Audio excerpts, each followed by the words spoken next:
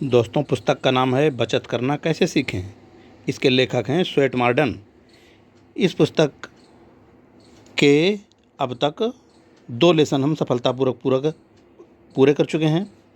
पहला खर्च घटाने के सूत्र और दूसरा लेसन जो अभी पिछले भाग में पूरा हुआ है, बचत की आदत डालें।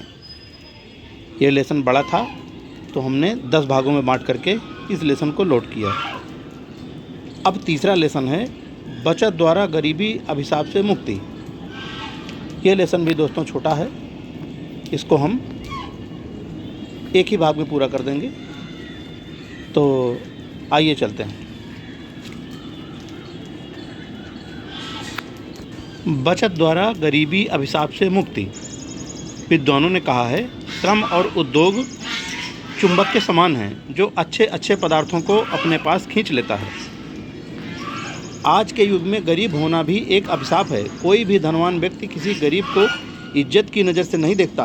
हर अमीर वर्ग का आदमी उस गरीब की गरीबी का फ़ायदा उठाकर अपना स्वार्थ पूरा करना चाहता है। लेकिन इसमें दोष किसका है? ईश्वर ने तो हर इंसान को इंसान ही पैदा किया है। गरीब और अमीर तो वह अपनी मेहनत से बनता है। मैं गरीब हूँ, मैं अपनी गरीबी से बहुत दुखी हूँ। यह जीना भी कोई जीना है जब इंसान के पास धन न हो। इस संसार में यदि सबसे अधिक लोग दुखी हैं तो वे केवल अपनी गरीबी के कारण, इसी दुख के कारण चिंता करने पर भयंकर तूफान हर मानव के जीवन में उठ खड़ा होता है। इसमें कोई संदेह नहीं कि गरीबी इंसान को बेबस और मजबूर बना देती है। गरीब आदमी अपने आप को छोटा और पिछड़ा हुआ महसूस करता है। उसके मस्तिष्क पर गरीबी का ऐसा बोझ पड़ता है कि वह हर समय बुझा सा लगता है। ऐसा क्यों होता है? बड़ा विचित्र सा प्रश्न है। इसका उत्तर लाखों करोड़ों निर्धन लोगों की भावनाओं को जागृत कर सकता है, क्योंकि इस संसार में गरीब अधिक हैं, अमीर कम हैं। यह तो बात सत्य है कि कोई भी आदमी स्वयं गरीब नहीं रहना चाहता। हर आदमी की यही हार्दिक इच्छा होती है कि धनवान बन जाए। गरीबी से बड़ा पाप इस संसार में और हो भी क्या सकता है। इस गरीबी और बेबसी के कारण तो उसकी उन्नति के द्वार बंद हो गए हैं। गरीबी के कारण आदमी तुच्छ, कमज़ोर और छोटा बना रहता है। उसके सारे गुण गरीबी के नीचे दबकर रह जाते हैं।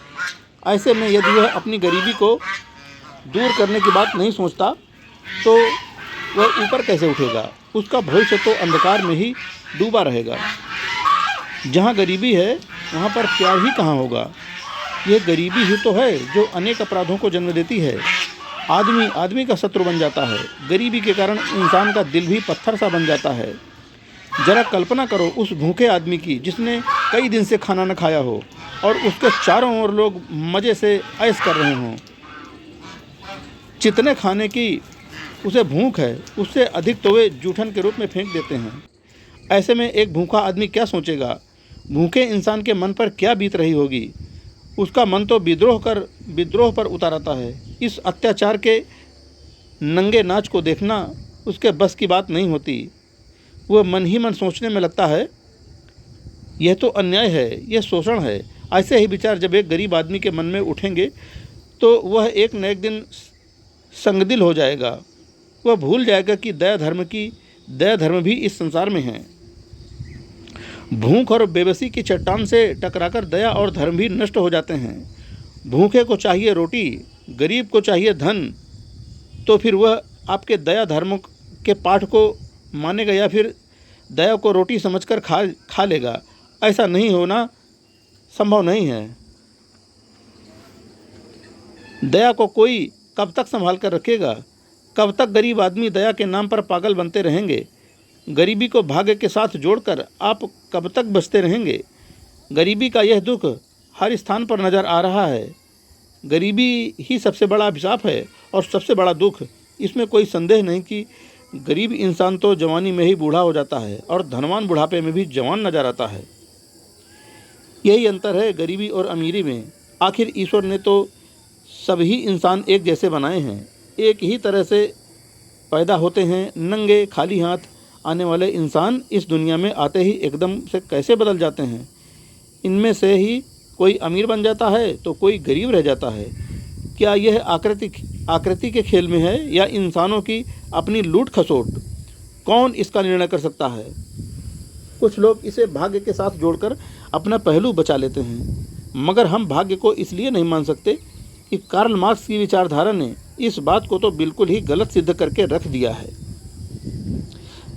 साम्यवाद का उदय इस बात का प्रतीक था कि भाग्य और गरीबी का अपना कोई रिश्ता नहीं है।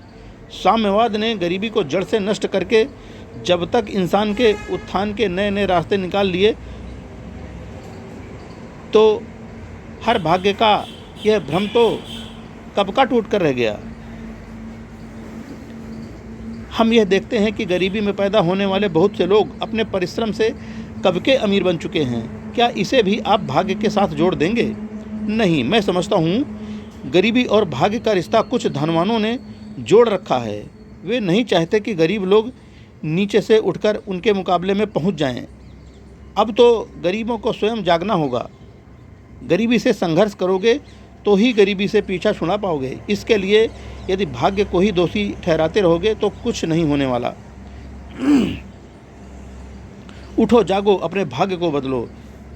ये बात तो मन से ही निकाल दो कि प्रकृति ने आपको गरीब बनाया है। सबसे पहले अपने हृदय में ऊंची आशा को जन्म दो और धन प्राप्त करने की भावना अपने मन में पैदा करो। यह दृढ़ विश्वास अपने अंदर पैदा कर लो कि हमें अमीर बनना है, हमें इस गरीबी से पीछा छुड़ाना है। आशा रखोगे तो कुछ पाओगे, कुछ करोगे। आशा तो प्राणी के लिए अमृत के समान है।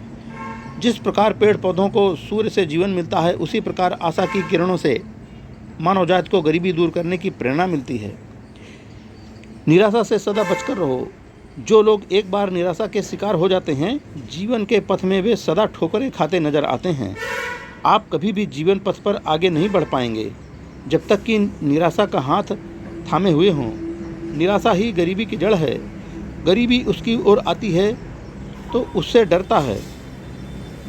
इसलिए यदि आप धनवान बनना चाहते हैं तो गरीबी नाम के विचार को ही मन से निकाल दें। आपको यह भूल ही जाना होगा कि आप कभी गरीब थे या कभी गरीब हो सकते हैं। इस संसार में सबसे बड़ी शक्ति विश्वास है। पहले अपने मन में यह विश्वास पैदा करो कि हम जो भी कार्य करेंगे उसमें हमें सफलता मिलेगी और हमारी गरीबी भी दूर हो जाएगी। गरीबी भी उसी की ओर दौड़कर आती है जो इससे डरता है। गरीब होने से शायद आपको इतना दुख नहीं होगा जितना गरीबी के एहसास से होता है। मन में दुख भरे विचार, दीनता भरी कल्पना ना आने दें। इससे तो आप कभी भी उन्नति नहीं कर सकेंगे। यदि आप सदा यही सोचते रहेंगे, क्या करें, हमें तो मजबूरी के कारण यह काम करना पड़ रहा है, इससे हम कैसे उन्नति कर सकते हैं। प्रभु ने हमारे सिर पर इस काम का बोझ डालकर हमारे लिए दाल रोटी का प्रबंध कर दिया है। अब हमें क्या लेना देना। रूखी सोखी खाओ, प्रभु के गुण गाओ। ऐसे विचार रखने वालों से हम क्या आशा रखेंगे। यही ना कि वे अपनी गरीबी में ही मस्त हैं, जो मिल गया उसे ही नसीब समझकर बैठ गए। ऐसा क्यों? अरे भाई, इस ज़िंदगी के चमन में हजारों फूल खिले हैं। कुछ तो केवल एक ही फूल को पाकर समझ बैठे कि हमें पूरा चमन मिल गया। अरे आगे बढ़ो और अधिक फूल तोड़ने का प्रयास करो। मन में कभी छोटे विचार ना आने दो। भविष्य को कभी अंधेरे में न रखो दो, न देखो। प्रकाश को सामने देखकर ही आगे बढ़ सकते हैं। यही एकमात्र रास्ता है आपकी सफलता का। इसके लिए सबसे पहले ज़रूरत है दृढ़ विश्वास की। दृढ़ विश्वास एक सफल महाशक्ति का नाम है। जिस इंसान को अपने हाथों पर भरोसा और मन में दृढ़ विश्वास हो और वह मन में यह प्रतिज्ञा कर ले कि वह अपने उद्देश्य को पाकर ही रहेगा, तो फिर उसकी हार कहाँ से होगी। शक तथा संदेह दोनों आपके सबसे बड़े शत्रु हैं। इनसे आपके काम करने की शक्ति में बाधा पड़ती है। इस बात को कभी भी अपने मन में ना आने दें कि आप असफल होंगे। बस एक बात सदा अपने दिमाग में बैठा कर चलें कि विजय हमारी ही होगी। यह सारा संसार आशा की नींव पर टिका हुआ है। आशा का ही दूसरा नाम सफलता है। सफलता एक बार आपके हाथ लग जाती है तो असफलता की बात को तो भूल जाना अच्छा होता है।